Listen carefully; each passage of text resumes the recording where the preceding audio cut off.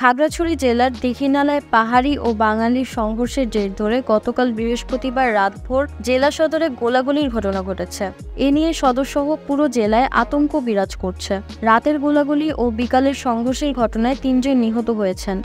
আহত হয়েছেন অন্তত ১৫ জন।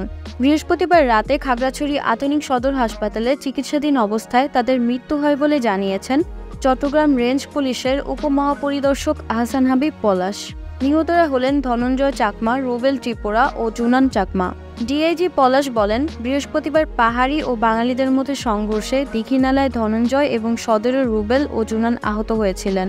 পরে তাদের খাগড়াছড়ি আধুনিক সদর হাসপাতালে নেওয়া হয়। সেখানে চিকিৎসাধীন অবস্থায় বৃহস্পতিবার রাত 10:30টার দিকে ধনঞ্জয় এবং রাত 1:30টায় রুবেল ও জুনান মারা গেছেন। এর আগে বৃহস্পতিবার বিকালে খাগড়াছড়ির দীঘিনালায় পাহাড়ি ও বাঙালিদের মধ্যে সংঘর্ষ থেকে স্থানীয় বাজারে অগ্নিসংযোগের ঘটনা ঘটেছিল। জেলা পুলিশ সুপার আরিফিন জুয়েল বলেন, সেখানে পাহাড়ি বাঙালির উত্তেজনা চলছিল। সেখান থেকে বৃহস্পতিবার সংঘর্ষের সূত্রপাত হয়। এ সময় দুপক্ষের মধ্যে ধাওয়া পাল্টা দেওয়ার ঘটনা ঘটে এবং দোকানপাটে অগ্নিসংযোগ করা হয়। বিক্ষোভ মিছিলের এক পর্যায়ে সংঘর্ষের সূত্রপাত ঘটে। পরে লারমা স্কয়ারের দোকানপাটে আগুন দেয় এক পক্ষ।